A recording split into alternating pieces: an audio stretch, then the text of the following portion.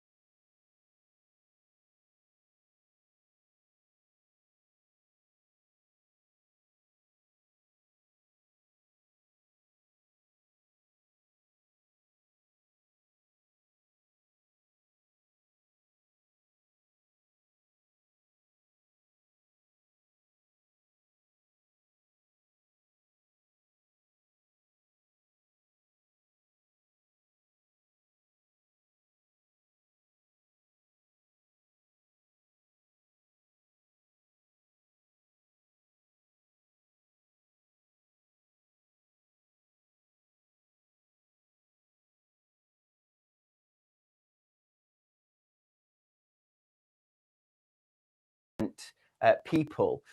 But yeah, I think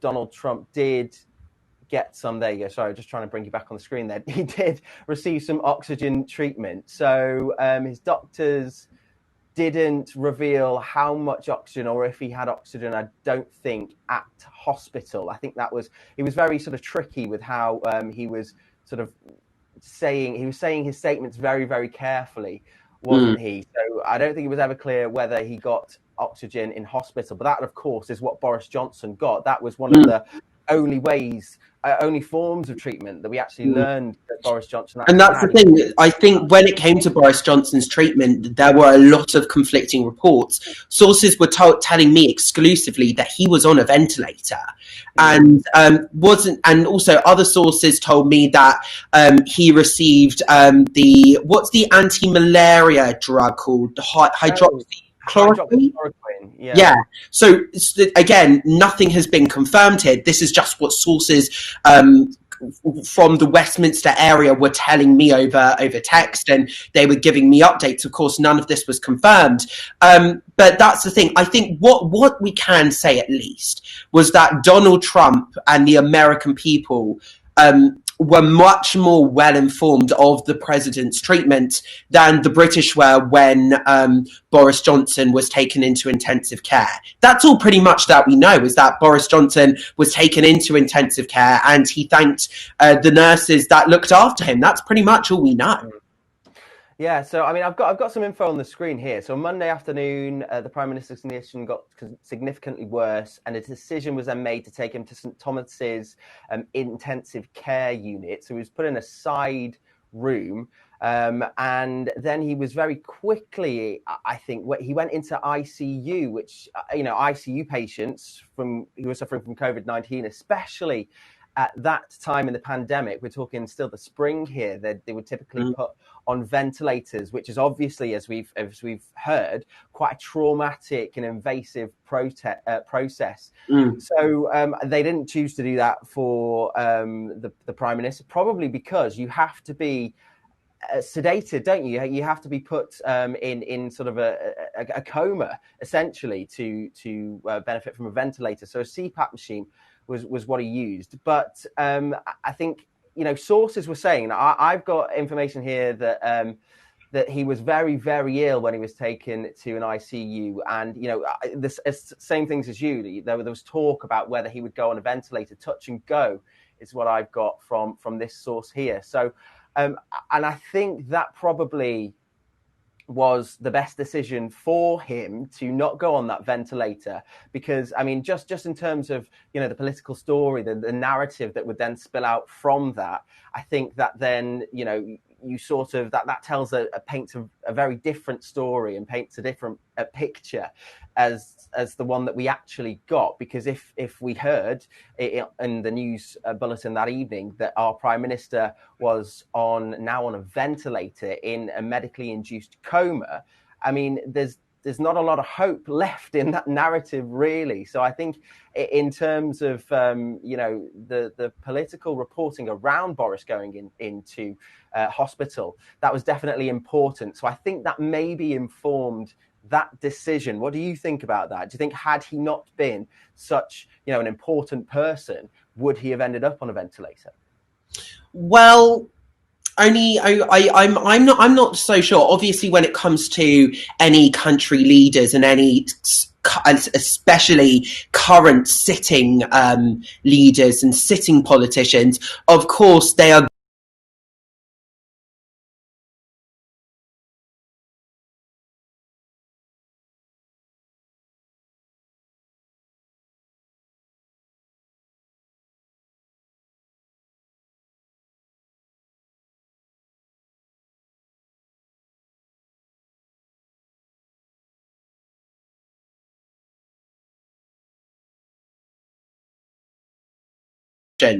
um it was. I think it's safe to say that when Boris was going through his COVID-19 battle, especially when it was announced that he was not just going to St Thomas's, but when he was in the intensive care unit, when he was in the ICU, that was a very scary time for our country, and especially with the Americans, they got a very broad picture of Trump's battle with COVID-19. We didn't with Boris. We were barely told information, especially with the government's daily press conferences. They were being very vague. Was it Dominic Grieve who was basically the second in command? That power was basically handed over to. He made decisions on behalf of this country because we knew how serious it was.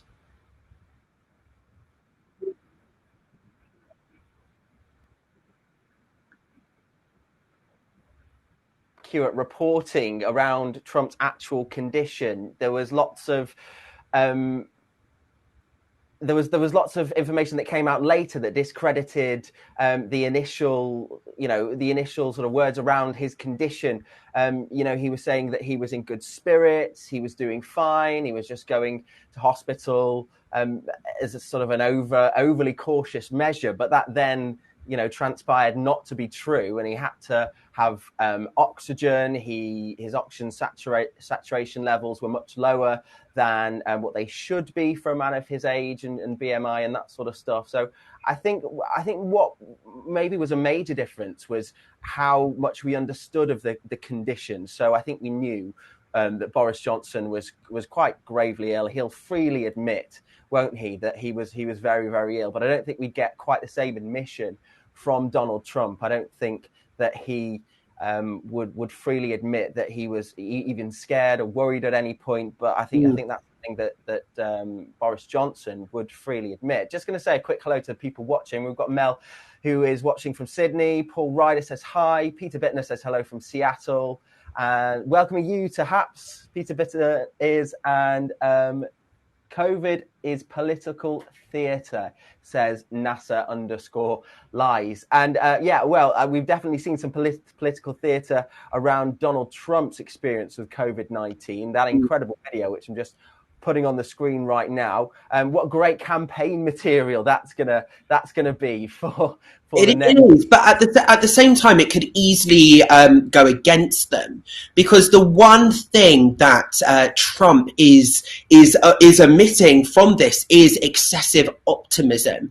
And if you remember early on, Mary Trump, obviously his estranged niece, obviously has said a lot of things, has released material from Trump's own siblings, has written a book, even insight about her family, talking about this excessive optimism and that kind of family mentality of that excessive optimism. And that is exactly what we're seeing from Trump through all this COVID-19 drama and through all this reporting of COVID-19. We're seeing him constantly in every single video. He's saying, I'm good, I'm in good spirits, I'm working for the American people, I'm feeling good. This excessive optimism is what we're seeing time and time again. And it could be a concern for the Trump campaign that the Democrats might even use this, and the way Trump has used the COVID-19 crisis for political purposes as well, saying, listen, this actually does corroborate with what even his own family sources are saying about him and his mentality, and why he's not fit to be commander-in-chief.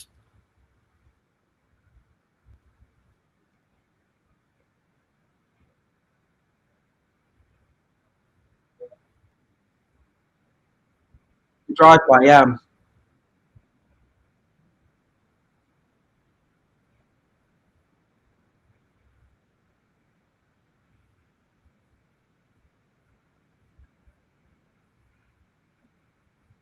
Mm.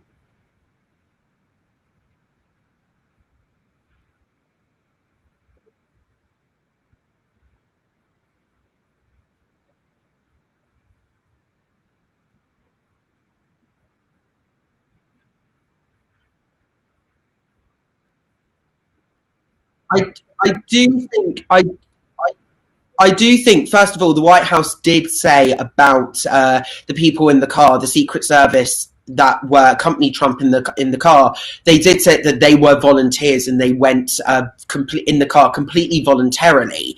I think that's important to say. So obviously these are people that are dedicated either to their job or are dedicated to Donald Trump and his safety and his political gain. And I think it does show how he is using all the resources in the book to advance his own agenda. I think that is very, very clear. Again, I think we're not in the White House, so we can't be 100% sure of what his current condition is. I mean, he may be working alone, or he may be in the Oval Office, yes, but with nobody else there and every other staff member's on call. Remember, even with our government, there were people in the cabinet room, but Boris Johnson was in a different room, video calling in. You had Rishi Sunak on call from his own home in Downing Street. So it's very possible here that other lives might not necessarily be at risk. You know, the White House is a complex. It's not just a house in the middle of the street. There is security there that might protect the White House now has more cases of coronavirus than the whole of New Zealand. That's what I saw online today. I mean, and you know, when he did the press conference with Amy Coney Barrett, the new Supreme Court judge nomination, there was no social distancing going on, shaking hands, hugging, very few masks. Well, that was called the super spreader event, and people do say, and especially in the media, it was very widely reported the kind of 7 days before Trump admitted, or at least said he tested positive for coronavirus. So people have seen the event, they've seen who's there, they've said from that event who's tested positive. And again, you know, we've seen other names from that event, like New Jersey Governor Chris Christie. He tested positive for coronavirus. He was at the event. Obviously, the First Lady Melania Trump, as well as his press secretary. So that event that you referenced there, the nomination event in the Rose Garden, has been called the super spreader event, and that is because people were hugging, they were shaking hands, they weren't wearing masks, they weren't adhering to social distancing. Obviously, that could have been one of the reasons why Trump was exposed to coronavirus. The first source that was reported in the media saying that he was exposed was obviously his aide Hope Hicks, who accompanied him on Marine One, and that close proximity, especially in the helicopter, that shows how maybe that's, people are speculating that's how he was exposed to the virus.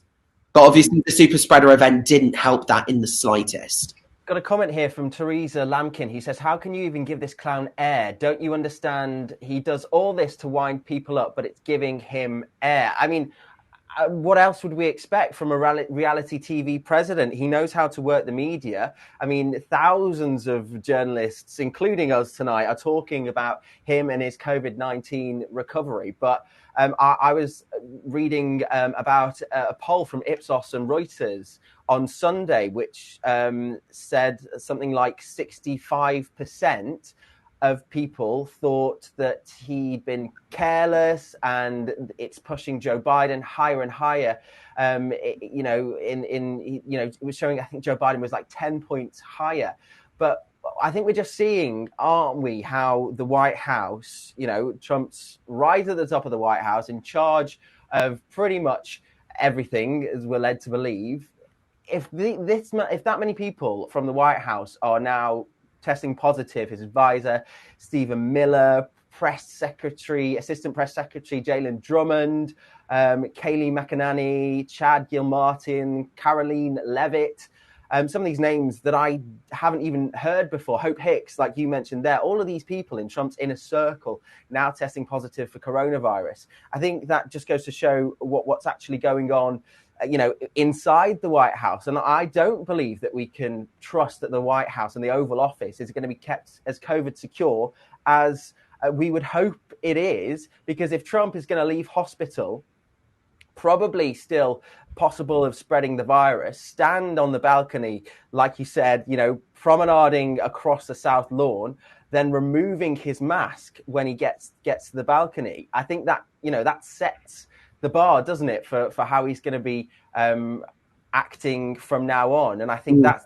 again is something that we actually saw quite differently here in the UK. I think after Boris finally left hospital, I think it shook him to his core. We've seen him lose 2 stone, I think, since leaving hospital. So Boris has definitely, I think, been he was given a wake-up call. And their approaches are entire, as you said, their approaches resulting from their own experiences with the virus are totally different. As you said, Boris was shaken to his core, and one could argue that his and the government's actions in kind of in their actions in trying to control the virus and the restrictions that they're bringing in,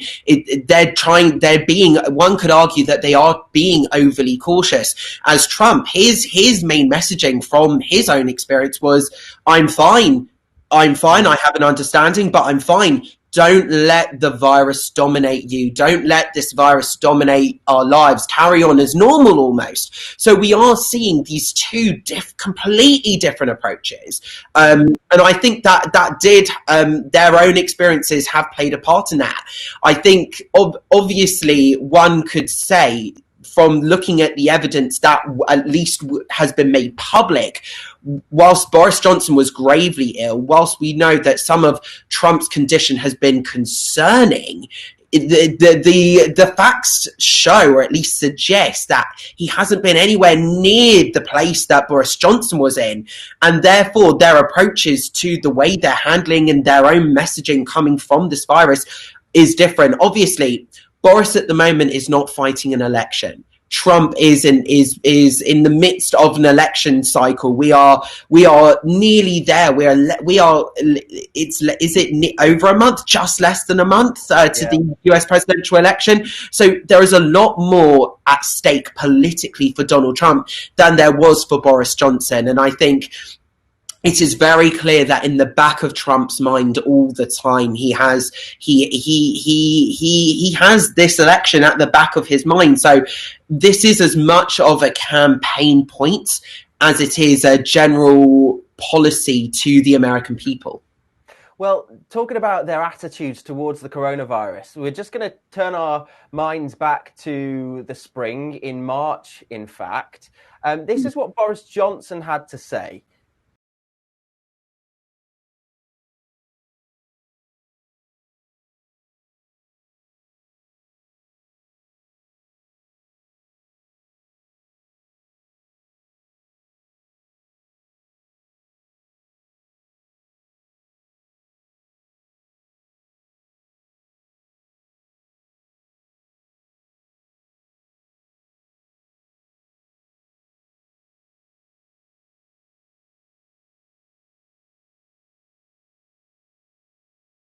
Coronavirus.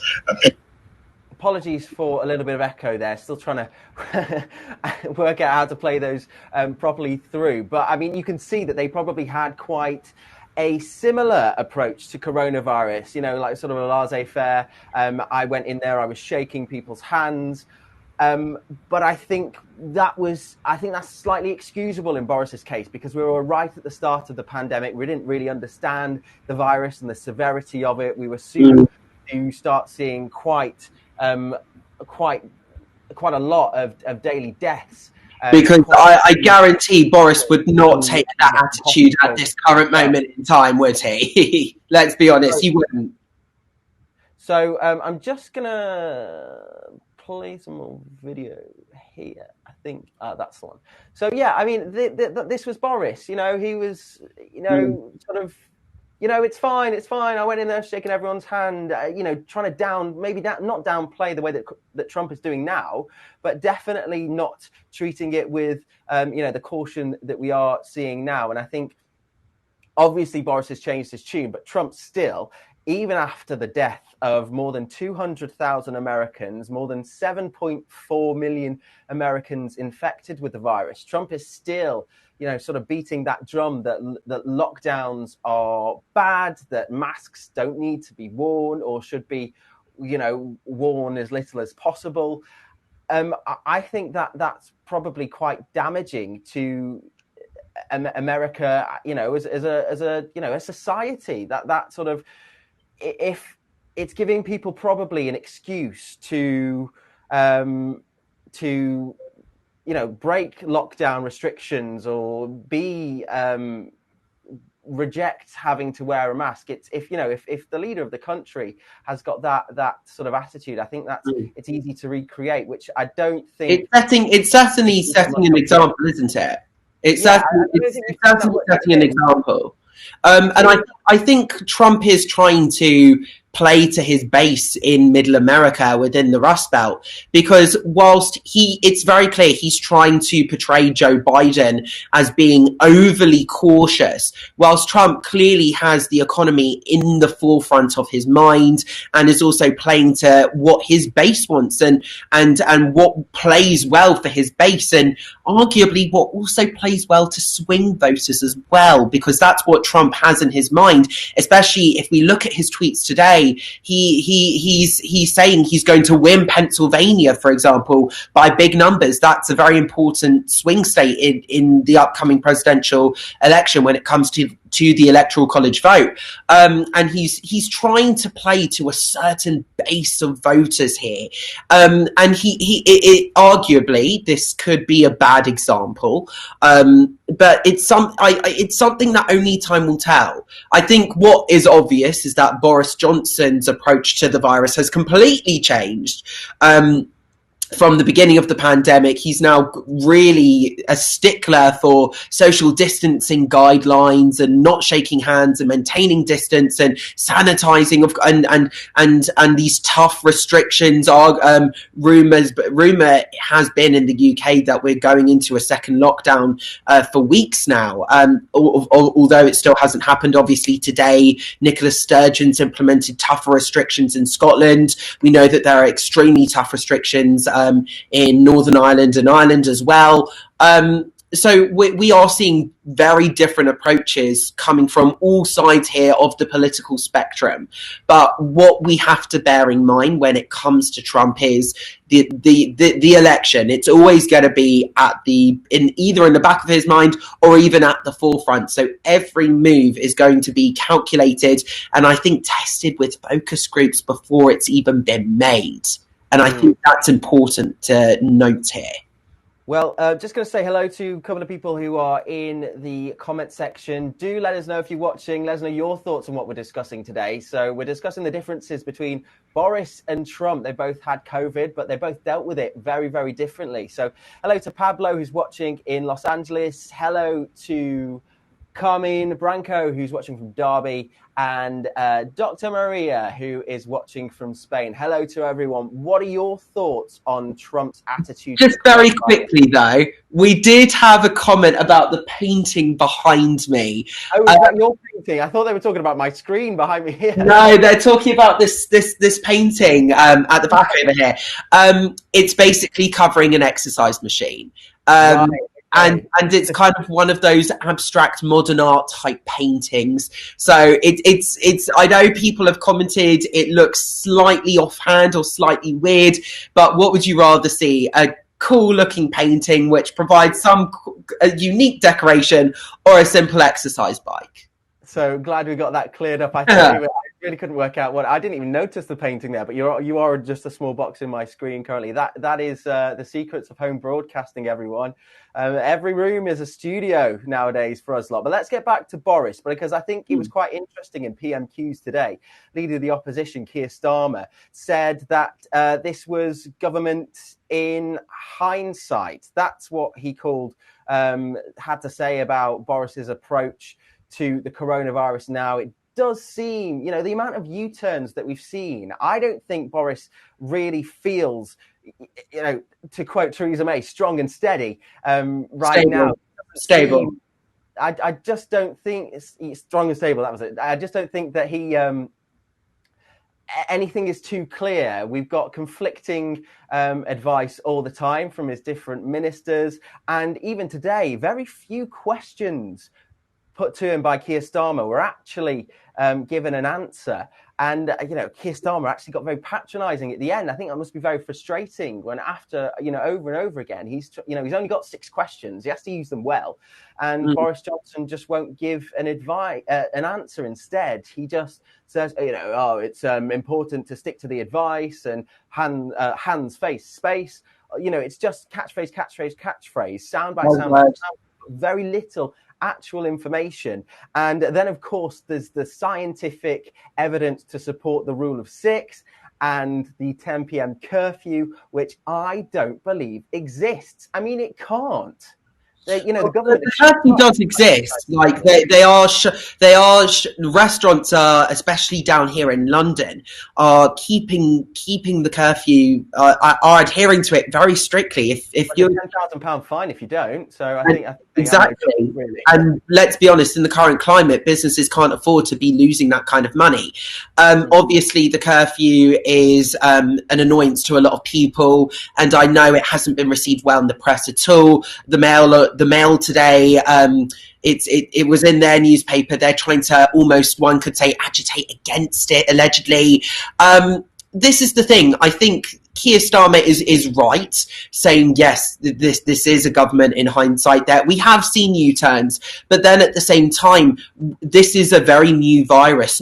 We've got to keep in mind that not a lot about the virus is known, and we're learning new facts and new statistics and new information about this virus every day that does change our approaches to things. Let's take Boris Johnson's approach at the beginning of the pandemic. He says, yes, I'm in hospital shaking hands. He wouldn't dream of saying something like that today. So I think one could say that yes, this is a government in hindsight, but then at the same time, the information is changing from month to month. The facts and the research is suggesting new ways of dealing with this virus month after month. So we do have to bear in mind that it should be okay to have U-turns because of new information and new facts and what we are learning about this virus. Even daily, the information is changing about this virus. And the advice given to us as a country now is completely different than the advice given to us as a country back in April when we were going through the peak of the virus. We even have at least better ways of treating people that do go into hospital. And there is a reason why hospitalizations are decreasing, even, or at least are at a stable level, even though cases are rising, and that is because we are much more well informed. And especially now, if you like the test and trace system, the app's been launched, we are in a better place as a country because we do know the facts. However, of course, there are things that are going wrong, especially as an entertainment journalist. The situation that's happening with the UK and even the worldwide cinema and film industry, to me, is very concerning. But there are new facts and new information coming. It comes out about this virus every single day.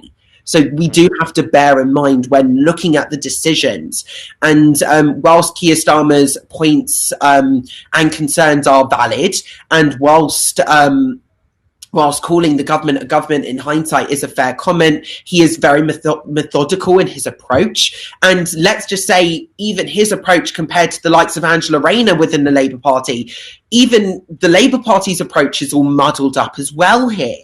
So no person in the political spectrum is 100% right here. And every person from all kinds of political backgrounds within the same parties, in both parties, everybody has differing opinions here based on the facts because so much is unknown. Well, I mean, this 10 p.m. curfew is threatening to split the Conservative Party. The meetings with rebel leaders. I think the Chancellor was making meetings with rebel leaders in the Conservative Party because it's going to be debated, isn't it? The 10 p.m. curfew. And, Keir Starmer today was asking for the scientific evidence to support the rule of 6 and the 10 p.m. curfew so Parliament can have an adequate debate on it, but I don't think that's ever going to transpire because, I think, they say they're following the science and the guidance. And I think that sort of repetition of that has scuppered them slightly because there probably wasn't much modelling or much actual scientific evidence to support that. I think it was probably brainstorming. They're sort of quite what's the word? They're gimmicky, aren't they? Mm.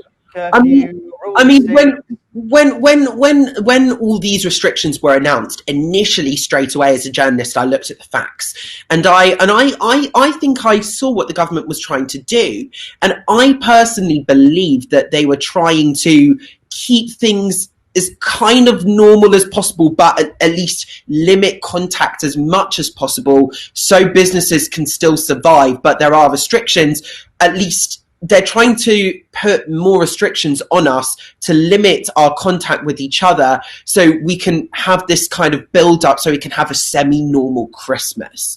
Because there were rumours that especially that some of these rules were going to be relaxed at Christmas. And I think the government were trying to at least keep some businesses open, and the government was trying to at least have the hospitality industry and the economy going in some way, if not in a limited way, to try and control the spread to an extent.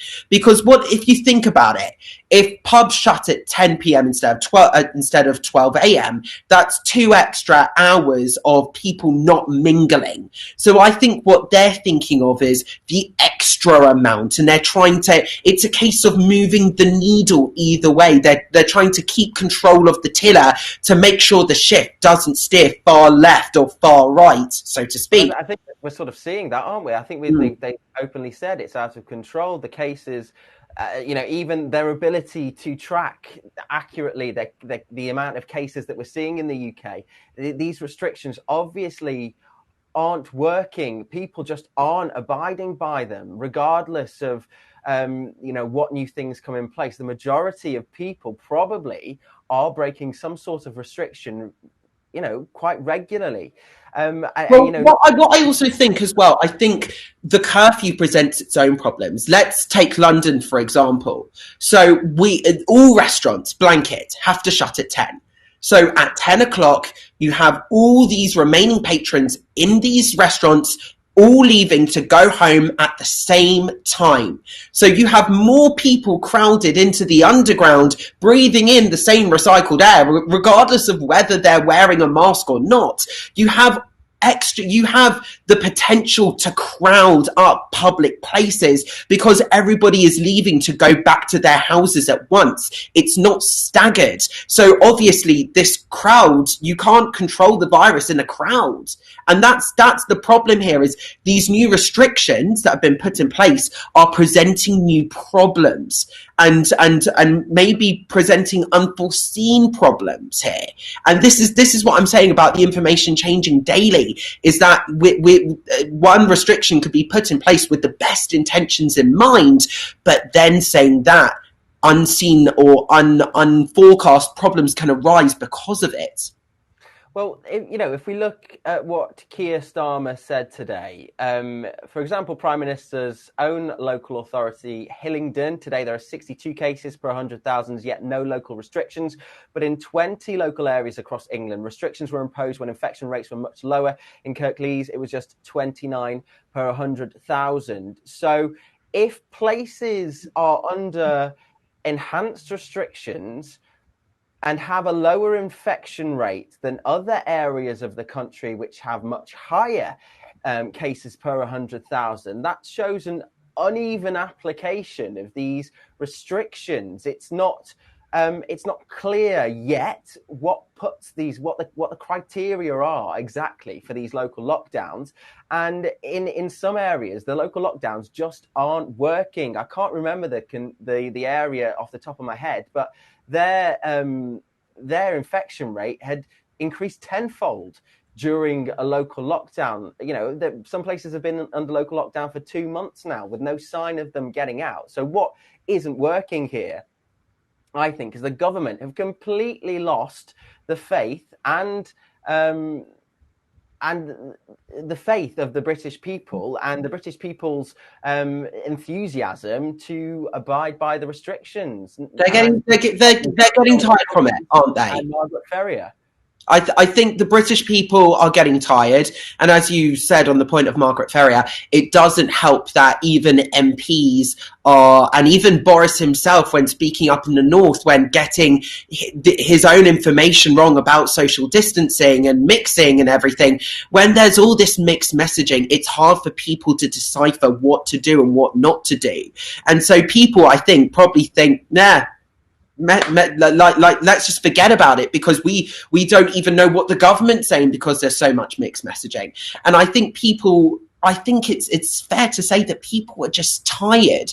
Like, even from my own perspective in the entertainment industry, when talking about the cinema, I've been debating people all week about having to wear a mask in a cinema and how bad it is. And this is the thing with all this mixed messaging and all of this conflating debate out there. It's hard to properly decipher what to do and what not to do. And sometimes people are breaking the rules, but they don't know they're breaking the rules because the messaging is so mixed and isn't as clear as we would like it to be, or as clear as it should be. Yeah. I mean, I'm just going to read a comment here from Carmine. He said, I believe that both Trump and Boris are trying to show leadership and neither actually knows what they are doing.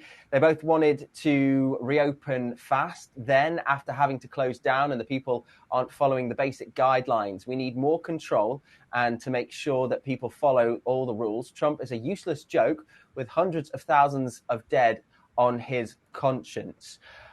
And I do want to just say, when it comes to America, we do have to bear in mind America is a humongous country, and America has a population that we can comprehend, but we can't compare. We can't compare the population. So if we do have to look at the sort of, yes, it's incredibly tragic and incredibly sad that 200,000 Americans have unfortunately been killed or have died as a result of the coronavirus. But we do have to look at the size of their population. And I think if you do compare the results here, in terms of population, how much percentage of the population has died, you will find a very similar results in America to European countries in terms of the actual percentage of the population. We do have to bear in mind that America is a huge country with a much humongous population that is far bigger than any of the countries in Europe here. So I think when looking at the numbers, we do have to look at the percentages and how they compare rather than the actual numbers, even though it is obviously safe to say, and my heart goes out to all the families that have suffered in America, it is a dreadful number, yes, but we do have to look at the percentages rather than just the numbers as a whole. So this just in from the BBC, who are breaking that new restrictions for England will be likely from Monday. This is three tiers introduced for local lockdowns. We've already heard quite a lot about that. And there's not a lot of information on what these new restrictions are to be, but they could include the closing of pubs and restaurants, similar to like we've seen Nicola Sturgeon announce for Scotland today. So it looks like we're going to hear more at the start of next week. Just to give you an update on the current state of the coronavirus here in the UK, 14,162 cases reported today and another 70 deaths announced. Deaths in from a positive test of coronavirus in the last 28 days. I believe that's how they're sort of criterion a death. That's the criteria for it, yes. Got there in the end. But let's leave England alone for now. I'm sure there's a lot more to come from Monday, which I'm sure we'll be getting into then. But just before we head off, I think we should touch on this vice presidential debate.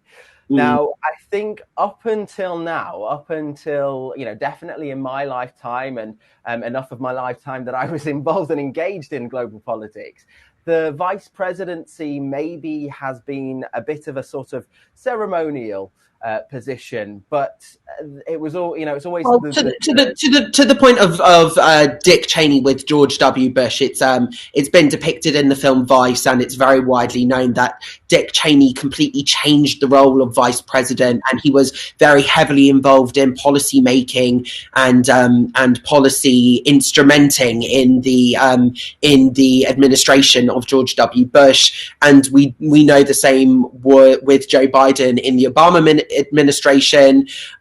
Not quite so sure on Mike Pence for Trump. I wouldn't be surprised if he was more involved in the administration, at least with him obviously having more political experience than Trump when he was named as the running mate. But I think obviously when it comes to the debates, it's a very well Trump, and it does kind of amplify the concern that these vice presidential candidates could take over from either of these candidates at any single point in time. So it does. I think the debate between Kamala Harris and Mike Pence and the importance of this has been amplified in this specific presidential election this year.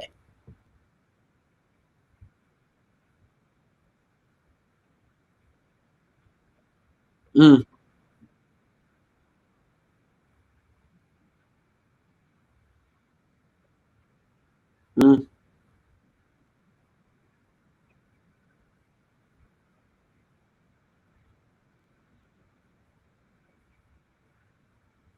mm, a mental state. Mm.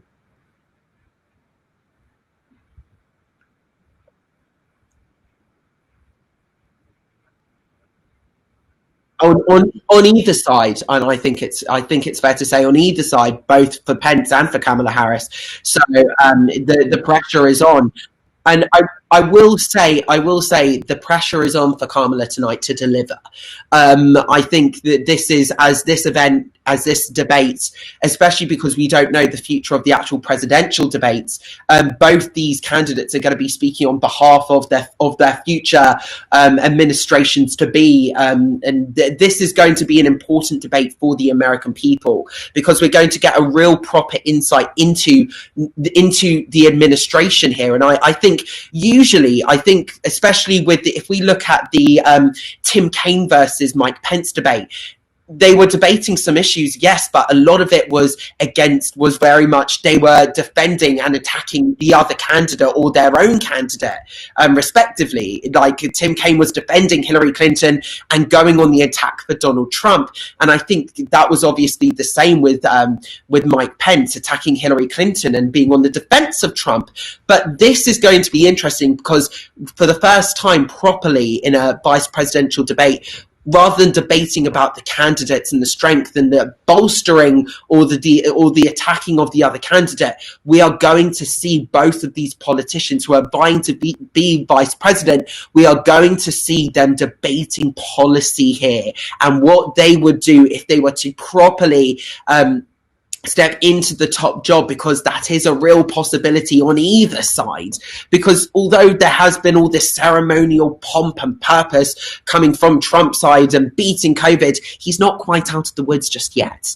This has still been less than a week since he tested positive here, so he's not quite out of the woods yet. So we are going to have to see, and I think one of the big approaches here will be how both of these candidates. How will these administrations handle the coronavirus?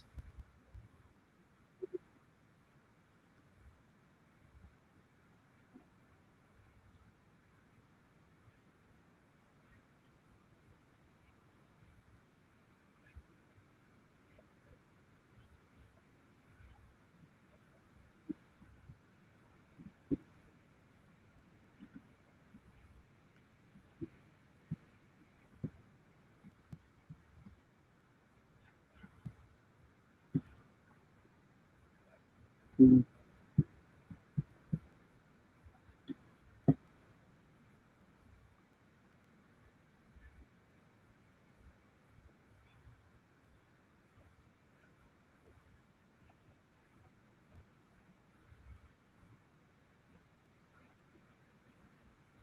mm, mm. Yeah, we're going to see plexiglass in between Kamala Harris and Mike Pence tonight. Yes.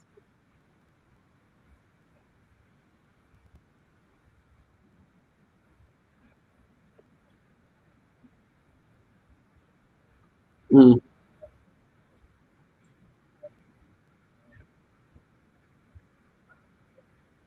mm,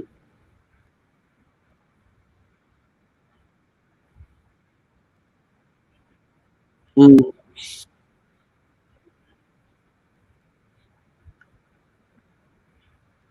They're going to be measured. In 2016, Mike Pence and Tim Kaine, yes, they had a strong debate, but it was a very measured debate. They're both, in terms of respecting each other and respecting each other's time, they both wanted to appear as very civil. And Mike Pence has been, in terms of his approach to everything, in terms of his speeches and the way he campaigns, he's known to be a very measured sort of candidate, but he doesn't have the kind of populist I was going to say undertones, but populist overtones. Trump is a bulldog. He's known to be a bulldog, and he's known to go on the attack.